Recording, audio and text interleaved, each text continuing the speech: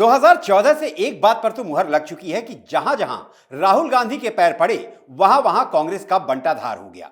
चुनावों में परफॉर्मेंस की तो बात ही क्या करें। हरियाणा में जीता चुनाव गंवा दिया, महाराष्ट्र में कांग्रेस का बेड़ा गर्क हो गया। जहां चुनाव जीत भी गए वहां भी कांग्रेस का हाल बेहाल है, चाहे वो कर्नाटक हो, हिमाचल हो या फिर तेलंगाना। कर्नाटक में तो संकट इतना गहरा है कि सरकार गिर जाए तो हैरानी नहीं होगी। कांग्रेस की इस हालत के लिए जिम्मेदार हैं तीन कारण। पहला कारण राहुल गांधी, दूसरा कारण राहुल गांधी और तीसरा राहुल गांधी। नमस्कार, कैपिटल टीवी के स्पेशल शो एक्सरे में मैं दीप सिंह परिहार आपका स्वागत करता हूं। कांग्रेस की बर्बादी के मैंने तीन कारण गिनाए। आप क्या सोचते हैं, क्या कांग्रेस की तबाही की कोई और वजह है? अगर है तो रिपोर्ट देखने के बाद कमेंट बॉक्स में लिखकर जरूर बताएं। खैर, देश भर में कई राज्य गंवाने के बाद सिर्फ 3 राज्यों में कांग्रेस की सरकार बची है, कर्नाटक, हिमाचल प्रदेश और तेलंगाना। 2026 में केरल में चुनाव हैं और कांग्रेस को पूरी उम्मीद है कि केरल में अब की बार कांग्रेस की ही सरकार बनेगी। तो आज हम कर्नाटक, केरल, तेलंगाना और हिमाचल प्रदेश में कांग्रेस के घनघोर संकट का एक्सरे करते हैं। पहले बात करते हैं कर्नाटक की। कर्नाटक में 2 नेताओं के बीच गजब का दंगल चल रहा है। सिद्धारमैया जो मुख्यमंत्री हैं और डीके शिवकुमार जो उप मुख्यमंत्री हैं, और साथ ही कर्नाटक कांग्रेस के अध्यक्ष भी हैं। मुश्किल यह है कि इन दोनों नेताओं ने गांधी परिवार को भी बांट लिया है। सिद्धारमैया की वफादारी राहुल गांधी से है तो डीके शिवकुमार सोनिया गांधी और प्रियंका वाड्रा से क्लोज हैं। अब यह बात तो सनातन सत्य है कि फिलहाल राहुल गांधी जो चाहते हैं कांग्रेस में वही होता है। लिहाजा चुनाव जीतने के बाद सिद्धारमैया मुख्यमंत्री बना दिए गए और डीके शिवकुमार को उप मुख्यमंत्री का लॉलीपॉप पकड़ा दिया गया। सरकार बनने के समय समझौता तो हुआ था, लेकिन सिद्धारमैया मुख्यमंत्री की कुर्सी छोड़ने को तैयार नहीं है और अब ऐसा लगता है कि डीके शिवकुमार का पेशेंस जवाब दे गया है। उदाहरण के तौर पर जब मुख्यमंत्री सिद्धारमैया और उनकी पत्नी पर करप्शन के लांछन लगे तब डीके मौन रहे। उन्होंने सिद्धारमैया के बचाव में एक शब्द भी नहीं कहा। इसका मतलब यह हुआ कि मुश्किल वक्त में मुख्यमंत्री के साथ उप मुख्यमंत्री नहीं खड़े हैं। इसके अलावा डीके शिवकुमार ने 2 और ऐसे कारनामे किए जो राहुल गांधी की नजर में कांड हैं। प्रयागराज में 1.5 महीने महाकुंभ चला। राहुल, प्रियंका, सोनिया गांधी को तो छोड़िए, कांग्रेस का कोई भी नेता प्रयागराज नहीं गया। वो इसलिए क्योंकि राहुल गांधी ने एक लक्ष्मण रेखा खींच दी थी जिसे किसी कांग्रेसी ने पार नहीं किया। पार किया तो डीके शिवकुमार ने। वो न सिर्फ खुद त्रिवेणी में डुबकी लगाने पहुंचे बल्कि परिवार को भी डुबकी लगवाई। और सोने पे सुहागा तब हो गया जब महाकुंभ जाने पर सवाल उठा, लक्ष्मण रेखा लांघने पर सवाल उठा।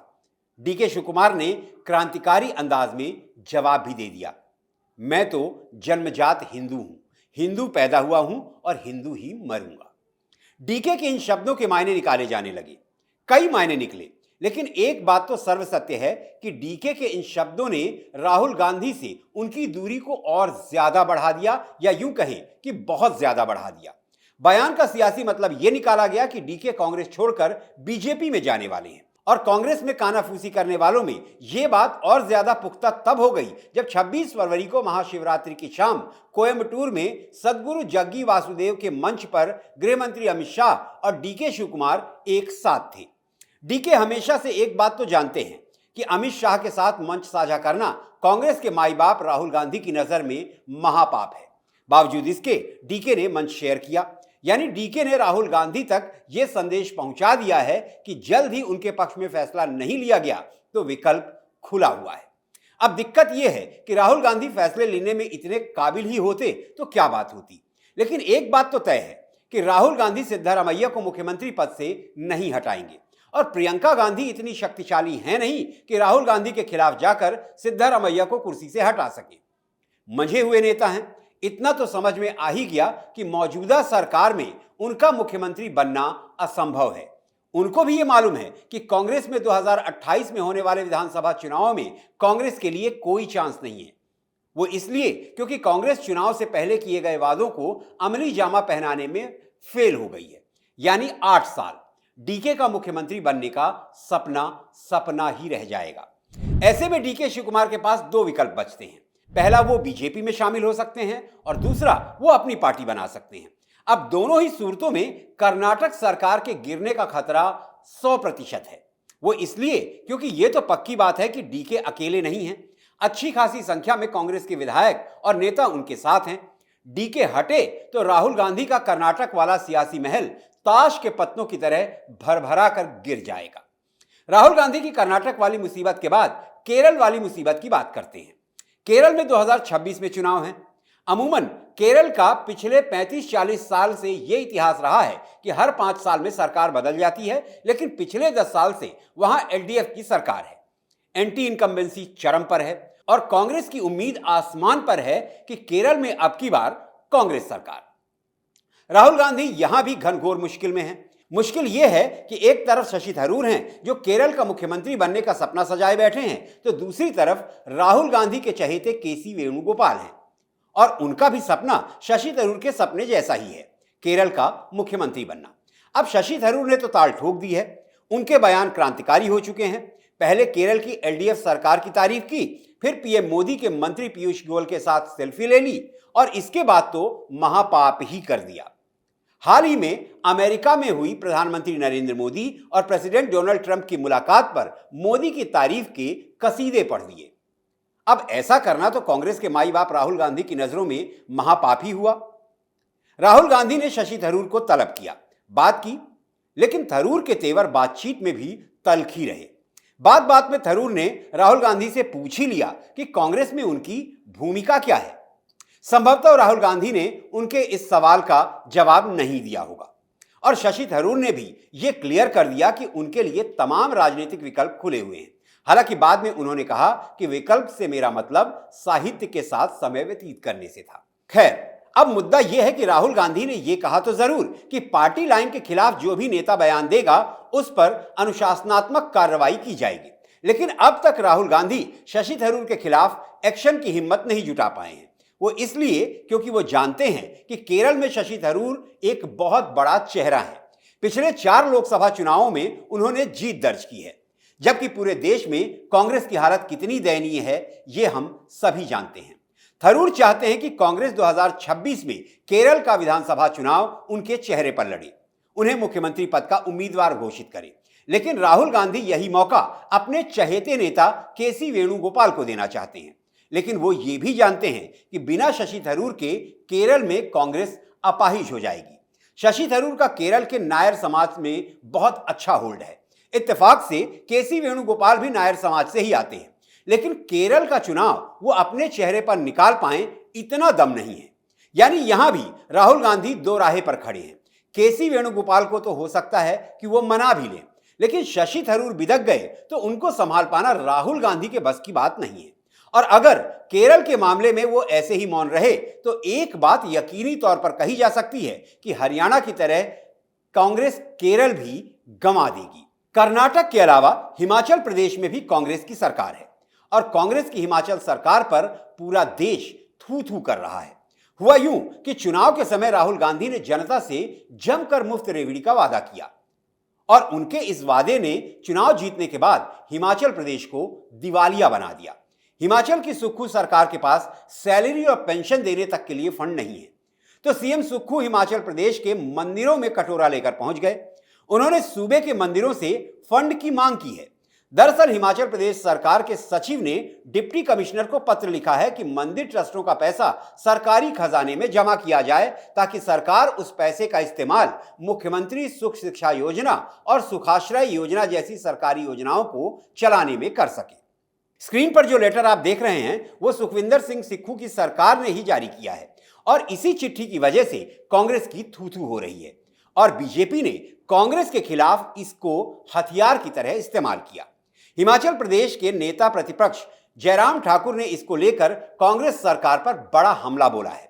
उन्होंने राहुल गांधी को टारगेट करते हुए कहा कि एक तरफ तो कांग्रेस सरकार सनातन और हिंदू धर्म का विरोध करती है और दूसरी तरफ मंदिरों से पैसा लेकर अपनी योजनाएं चलाना चाह रही है। उन्होंने कहा कि सुक्खू सरकार के इस फैसले का कड़ा विरोध होना चाहिए। कांग्रेस की मुश्किल तब और बहुत बढ़ जाएगी जब 10 मार्च से विधानसभा का सत्र शुरू होगा। यानी यहां भी वही कहानी, राहुल गांधी की लीडरशिप ने कर दिया बंटाधार। एक राज्य और बचता है जहां कांग्रेस की सरकार है, वो है तेलंगाना। तो तेलंगाना का भी हाल सुन ही लीजिए। जब से तेलंगाना राज्य का गठन हुआ तब से तेलंगाना की गिनती आर्थिक तौर पर देश के मजबूत राज्यों में होती थी, लेकिन यहां भी राहुल गांधी के कदम पड़े और हो गया बंटाधार। तेलंगाना में कांग्रेस की सरकार क्या आई, तेलंगाना कंगाल हो गया। जिस तेलंगाना के पास हमेशा रेवेन्यू सरप्लस में रहा करता था, वो तेलंगाना आज हजारों करोड़ के राजस्व घाटे में है। और इसका एक अकेला कारण है कांग्रेस का आर्थिक कुप्रबंधन। हालात ये हैं कि तेलंगाना की रेवंत रेड्डी की कांग्रेस सरकार अब रोजमर्रा के काम के लिए भी कर्ज लेने लगी है। यह हाल तब है जब कांग्रेस ने अपने कई चुनावी वादे अब तक पूरे नहीं किए हैं। भारतीय रिजर्व बैंक ने एक रिपोर्ट जारी की है जिसके अनुसार तेलंगाना पर वर्ष 2023 में 3,52,000 करोड़ का कर्ज था। मार्च 2024 तक यह कर्ज बढ़कर 3,89,000 करोड़ रुपए पहुंच गया। यानी तेलंगाना कुछ ही महीने में हजारों करोड़ के कर्ज में डूब गया। तेलंगाना की कांग्रेस सरकार नए कर्ज लेने में अपना ही रिकॉर्ड तोड़ती जा रही है। और इतना ही नहीं, 38,000 करोड़ का एक और बोझ भी तेलंगाना की कांग्रेस सरकार पर है। यह बोझ राहुल गांधी ने डाला है। चुनाव के दौरान मुफ्त योजनाओं के राहुल गांधी के ऐलान की वजह से यह बोझ तेलंगाना सरकार के सामने खड़ा है। तेलंगाना सरकार ने वित्त वर्ष 2024-25 के बजट में घोषणा की थी कि राज्य 297 करोड़ के राजस्व सरप्लस में रहेगा, जबकि असलियत यह है कि जनवरी 2025 आते आते तेलंगाना 26,000 करोड़ से अधिक के रेवेन्यू लॉस में आ चुका है। राज्य की विपक्षी पार्टी बीआरएस का दावा है कि कांग्रेस सरकार ने सिर्फ 12 महीनों में ही 1,27,000 करोड़ का कर्ज लिया है। अब सवाल यह कि कांग्रेस ने इतने कम समय में तेलंगाना को कैसे कंगाल कर दिया। सवाल का जवाब बहुत सीधा सा है। तेलंगाना में जब चुनाव हो रहे थे तब राहुल गांधी ने मुफ्त रेवड़ी के तहत राज्य की महिलाओं के लिए मुफ्त बस यात्रा का वादा किया। राहुल गांधी के उस वादे पर 1,300 करोड़ रुपए खर्च हो चुके हैं।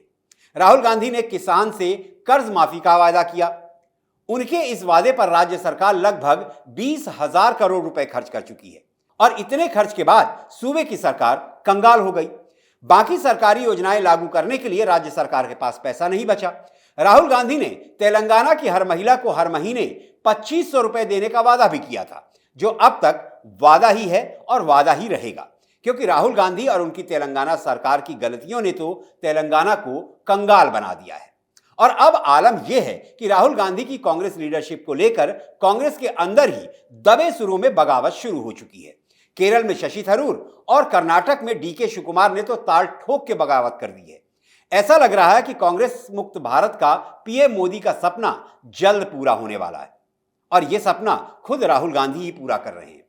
हरियाणा हारे, महाराष्ट्र हारे, दिल्ली में कांग्रेस का खाता भी नहीं खुला। इसी साल बिहार में चुनाव हैं और हालात इसी ओर इशारा कर रहे हैं कि कांग्रेस की लुटिया वहां भी डूबेगी।